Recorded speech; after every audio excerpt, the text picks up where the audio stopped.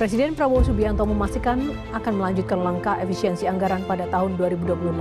Prabowo menyebutkan efisiensi merupakan langkah yang tepat untuk menekan defisit anggaran. Adapun 10 besar KL dengan pemotongan anggaran terbesar antara lain Kementerian Pekerjaan Umum sebesar 81 triliun rupiah, diikuti Kemendikti-Saintek 22 triliun rupiah, Kementerian Dasar dan Menengah 7 triliun rupiah, hingga Otorita Ibu Kota Nusantara yang mencapai hampir 5 triliun rupiah.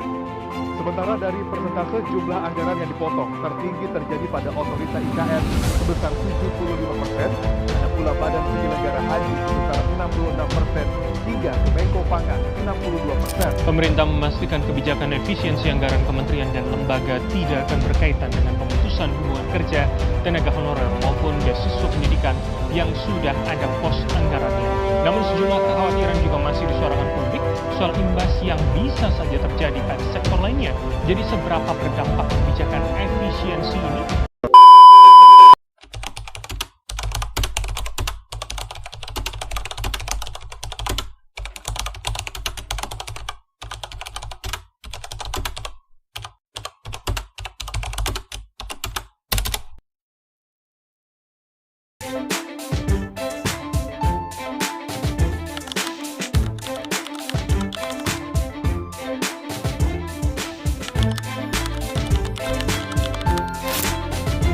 Pernah nggak sih kalian mendengar istilah efisiensi anggaran pemerintah? Yang di satu sisi ini tuh terdengar langkah yang bijak karena menghemat uang negara dan menekan defisit anggaran.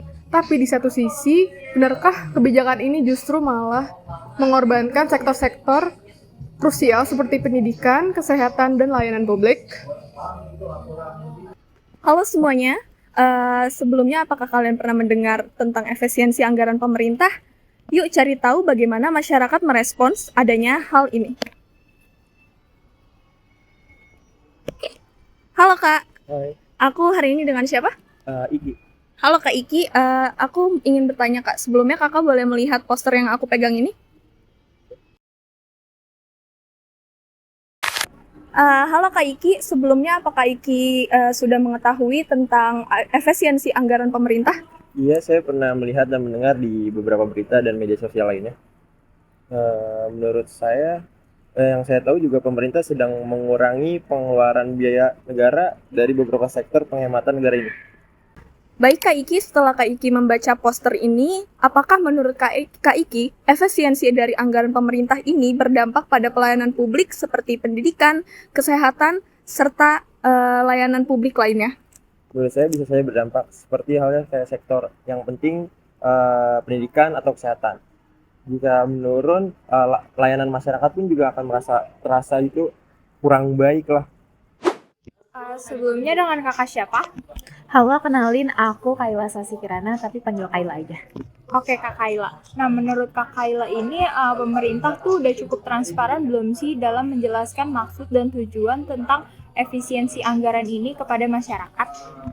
Kalau dari pandangan aku sendiri, kayaknya kalau transparan itu belum dikatakan betul-betul transparan gitu ya, karena masih banyak kayak semacam misinformasi nih yang ibaratnya yang rakyat dapat sebenarnya. Pemahaman tentang efisiensi ini ada apa aja dan dimaksudkan untuk apa aja kan masih kayaknya kurang pemberitaan atau kurang pemahaman mendalam gitu bagi rakyat. Jadi menurutku kalau secara transparan tuh pemerintah masih kurang gitu dalam penyampaian informasinya. Nah menurut kakak nih apa yang sebaiknya dilakukan oleh pemerintah agar masyarakat ini lebih bisa memahami dan menerima kebijakan ini? Kayaknya yang bisa dilakukan oleh pemerintah adalah seperti mengadakan konferensi pers gitu, yang mana nantinya diberitakan secara luas melalui media-media seperti misalnya media yang udah besar, baik itu lewat televisi, radio ataupun yang lainnya, dan ditambah dengan dukungan dari media sosial karena saya rasa di era sekarang ini justru media sosial ini penyebaran informasi lewat media sosial ini lebih cepat gitu dibanding mungkin TV atau yang lainnya, karena kayaknya lewat internet itu cepet banget. Jadi menurut saya selain emang lewat ngadain konferensi pers bisa dibantu oleh pengoptimalan penggunaan dari media sosial. Dari sudut pandang teman-teman tadi, kita bisa melihat bahwa adanya kecemasan yang nyata. Dan juga kalau kita melihat dari kacamata etika komunikasi publik, Suatu kebijakan pemerintah tidak hanya harus benar secara angka, tetapi juga harus mengedepankan asas-asas keadilan dan juga keterbukaan.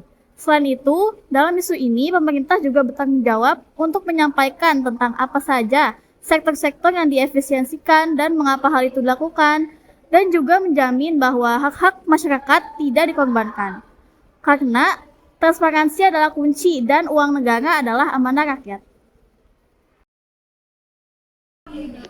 Mari kita lebih peduli dan bijak terhadap kebijakan yang diambil. Terima kasih, sampai jumpa.